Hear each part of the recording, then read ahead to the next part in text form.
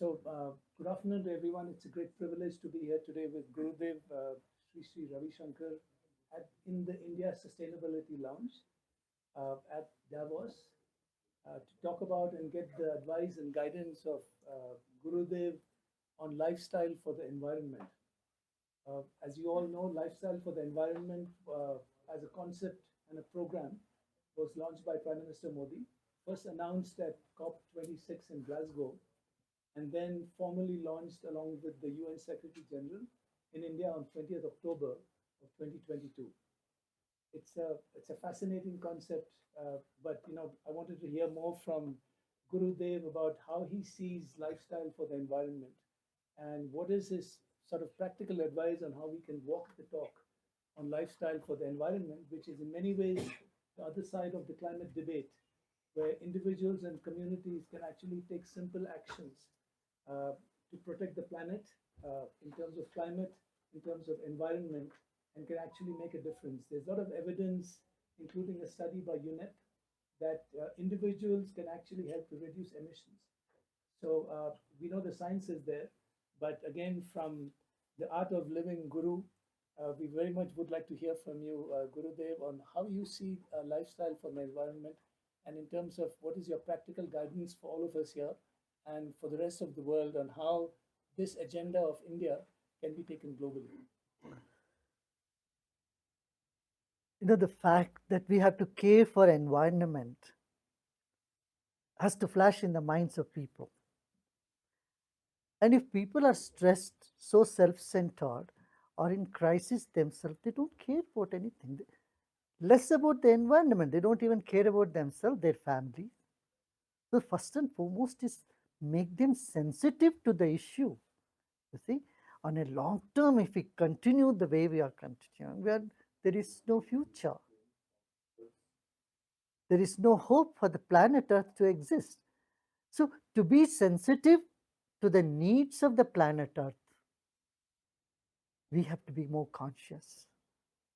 And we can't expect the conscious behavior from someone who is so stressed or self centered. That's where lifestyle change is very much essential. A healthy body, healthy mind, healthy spirit is absolutely essential for a sustained development. In fact, this is the building bricks of sustainability. you know, Otherwise, people who are tensed or stressed or don't have that vision, they only think about short term goals. They just want to see how they can manage at this moment and get away with it. So, a long term vision for the planet and for themselves has to be instilled. And that is where what our Prime Minister has said, the lifestyle change has to be there in order to have a sustained development. It's very, very relevant. Now, the Government of India, along with Art of Living, have launched Har Ghar Dhyan, making aware of people, another dimension in their life, wherein they can free themselves from stress and strain, tension, and start to perceive things better. Our perception has to change. And then our expression also had to improve. And India can lead in this. See, as I said, $2.7 trillion are being spent on mental health in the world. It's a huge amount. Wow. And $200 billion is spent in US alone on mental health. And here in Germany, 200 million hours are wasted because of lack of proper mental health. Human resources have to be developed, and for that, it's absolutely essential to look at the wellness aspect of development. No, that's fascinating, Gurudev.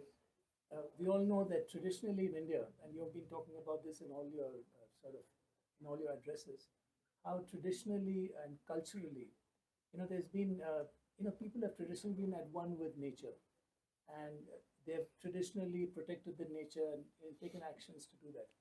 Now, in the G20 agenda, India's the presidency Mm. is on at the moment, the overall theme is one earth, one family, one future.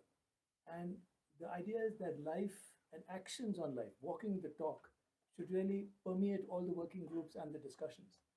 So, with an India led movement like life, and you mentioned how the Western world is spending a huge amount of money on mental health and so on.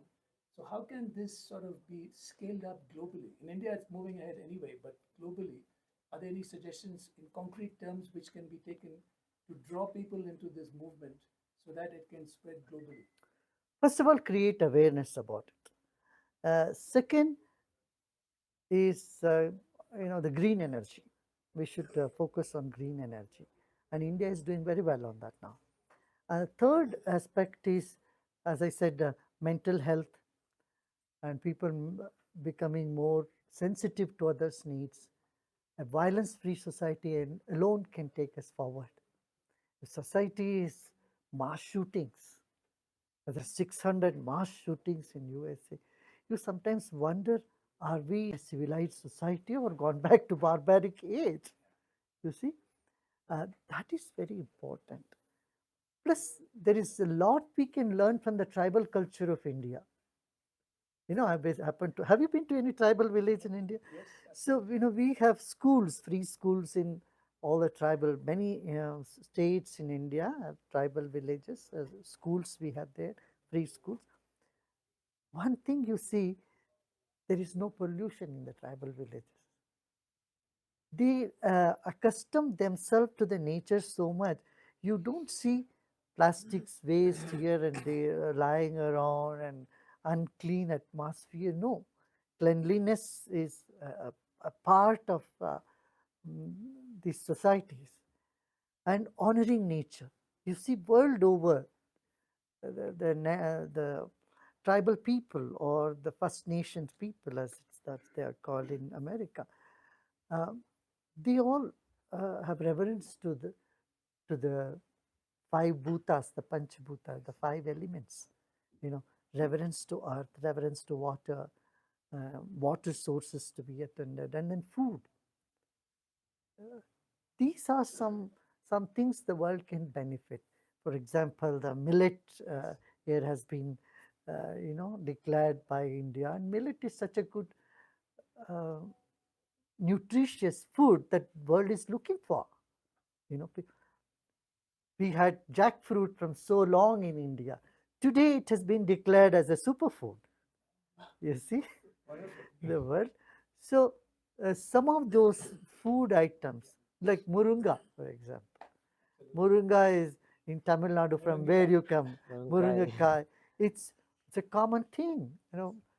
For example, our great grandmothers, our grandmothers used to have a set menu, you see, in which they have to have the spinach, and they had to have the greens, then the salad, and then the murungakai, and then there should be ghee.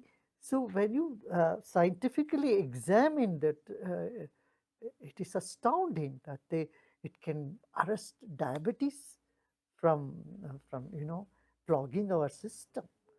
So from health perspective also, there is a lot we can learn from the nutrition thing. Then Ayurveda. Ayurveda is something that is making waves in the world today. Recently, we got this NOC-19, an Ayurvedic formulation for COVID vaccine. It's recently in the Stanford in vitro study in the laboratory. They found it can stop the virus 100%. It inhibits the COVID-19 virus. Now they are going to go on the clinical trials. So there are so many things that Ayurveda can provide for the better health of the world. This one.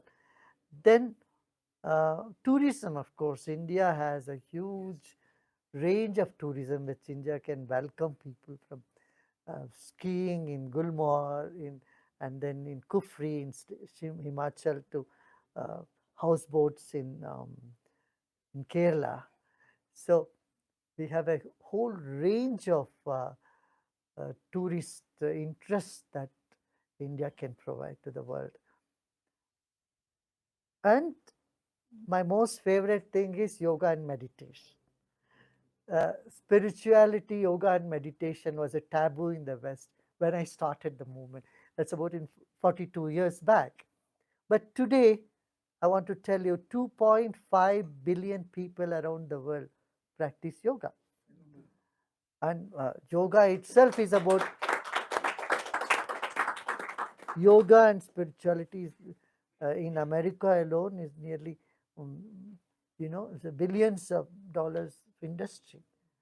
27 billion was the figure a few years back. It must have grown now. I have not been in touch with it. But uh, people are for it because they take it. Similarly, vegan food or vegetarian food has become much more popular today. So healthy lifestyle and broader vision, a context to life. And most interesting is last year's Nobel Prize for Physics went to someone who said the world is not real. Incredible.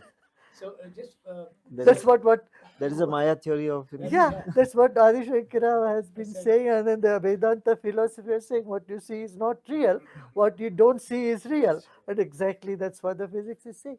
The scientific appraisal of philosophy will also make a big difference to bring it to the world platform. sure. Just one last question before we move on. I was in a tribal village, as you mentioned, in Orissa, in Kionjar district, about a month ago. And exactly like you said, the simplicity of living, the food eaten, millet is a big program in Orissa. And so, again, it's a crop which is, it's got a small water footprint as well, very healthy. And therefore, like jackfruit or moringika, etc. Simple actions which we have been talking about in the life program, water conservation, not using plastic, switching off the electricity when you leave the room, walking upstairs if you're fit enough instead of taking the elevator. So these are all simple actions which people can And take. fresh food, and not And fresh food. necessary to store them all in the Exactly. fridge and 3 days later Exactly. you throw them all. Exactly. So fresh food as well. And therefore, one idea is that these nudges in behavior change, would lead to industry and producers and corporations in producing products which are environmental friendly, because there'll be a demand for it when people change their behavior. Correct. And then of course we'll have a supply response, but also then a policy response. So the idea is that life will move on all three fronts, but of course front and foremost is individuals acting towards the climate. So what is your sense in terms of how do you see corporations and industry responding to people demanding more environmentally sustainable products? They must do it. They have to do it. See, let's be practical. You cannot immediately dispense away with the plastic, of course, but we must minimize it. That must be the first step.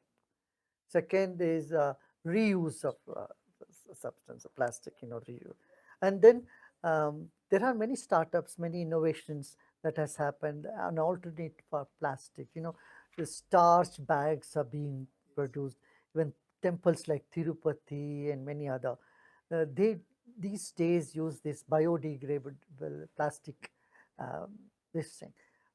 Now, more permissions, more license should be given to, encouragement should be given to these sort of startups, which can slowly, replace plastic. Thank you very much, Gurudev. Fabulous, very practical advice for everyone on how India can sort of lead life globally. I'd like to hand over to Rajendra to take the agenda forward. Thank you, sir. Pranam Gurudev. We are honored to have you today's discussion. To take this dialogue and discourse forward, I'll just like to tell that our Indian culture and our values had many of those things, which today the world is talking about. So it is not that we have to do a rocket science to change our behavior. We have to unlearn certain things, perhaps, which we have learned in the last 2 3 decades, and relearn something which our forefathers or parents. So would you like to throw some light on these cultural dimensions? You have touched upon some of them, but how these cultural nuances can be brought again into this discourse of climate change, so bring that pride so that there can be guard on the conspicuous consumption, irresponsible consumption, and people feel pride about their cultural practices. First of all, you must own all the languages in the world. Great. Because you know what? English language has 70% Sanskrit in it. These people do not know. For example, the months that we say, February, then January, March, April, December, this is all in Sanskrit. And people do not know. If there is no meaning in English for December, November, September, October, tell me, does it mean anything?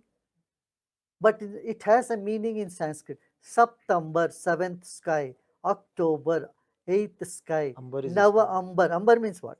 Sky. Nava Ambar, ninth sky. Dash Ambar, 10th sky. Wow. So you must own the cult Vasudhaiva Kutumbakam, we have said. That means the whole world is one family. And so we do not even take pride or attend to these facts that is staring in front of us. We are not taking ownership of zero. Zero has been given, has been a contribution of philosophy, Indian philosophy, ancient philosophy. Purnamada, Purnamidam, Purnat, Purnamudashyate. Like that, there are many aspects when you realize that, hey, look, this is where we come from. This is from our roots. So that gives self, empowerment. One of the biggest challenges we have today is attaining low self-esteem. Thank God it's much better in this decade than when we compare to a couple of decades ago. Our youths have to have that confidence, yes, we can do it. And when they have come up with this inner confidence, nothing is impossible.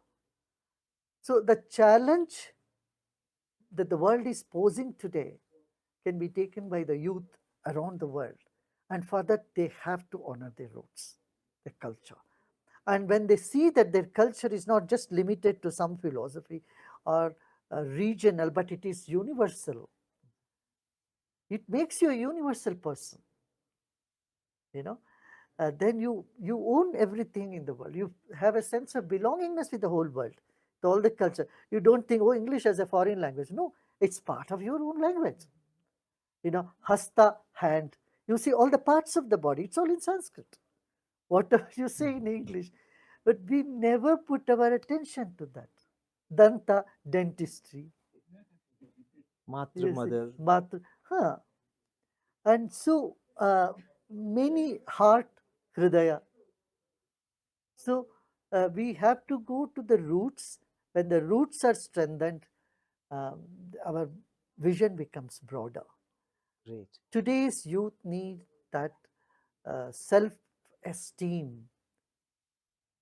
Okay. Number two, that we can't say, oh, keep just singing the glory of the past. We have to see what is that you can do for the future. That is true. You need to balance your life between both the past and have a broader vision for the future. And our youth are capable of doing this. And the future is renewable energy. Very nice. Just to take that thought forward, Gurudev, as you rightly pointed out, that we have to bring that pride back. But material economy drives on two fundamental principles. One is the product design obsolescence, and another is perceived obsolescence. You design a thing into such a manner that you have to dump it necessarily. Another is, you create a perceived obsolescence, that if you are not consuming this particular way, you're obsolete. And this is the feeling which is the media is creating. And that is where, like, I come from Tamil Nadu cadre, and I worked a lot to eradicate plastics. And I could see that there was a tradition in Tamil Nadu of a manjal pai. Sir will appreciate that every person, when he used to walk out of the house, used to have an auspicious yellow color cloth bag in their hand. Thela. And this, which was perceived to be, very out of train. And when we had a campaign, After some time, people brought that cultural dimension again, and they. So, what are your thoughts that how this youth can be, like you very rightly pointed out, but how this youth can be guided? What is your message for that, that they can become a responsible consumers? And that is the biggest challenge of behavior change, and that also life what speaks about is. Yes, as I said, you need to be sensitive. Just it's just matter of creating these awareness. That well, see, carry your bag when you go for vegetable shopping or when you go for any shopping, and people have started doing it and using solar panels. It's become you see the willingness is there, and people are the only enemy for our environmental protection is lack of awareness, and that can happen when people are drunk day and night. If they are consuming so much alcohol, they are not aware of anything, they are not aware of themselves, they are not aware of the family. Many states in India have this challenge. The man, and then it also is creating domestic violence issues. Their behavior is so different, and they come back home and they beat up in the night, they drunk and they beat up their women, and in the morning they ask pardon for her. The poor lady, she has no other, choice other than to pardon him in the morning. So this story goes on, and such people are those who do not follow any environmental rules. So as you rightly said, we have to get back to the roots, and yet we have Be to modern. bring to them this awareness.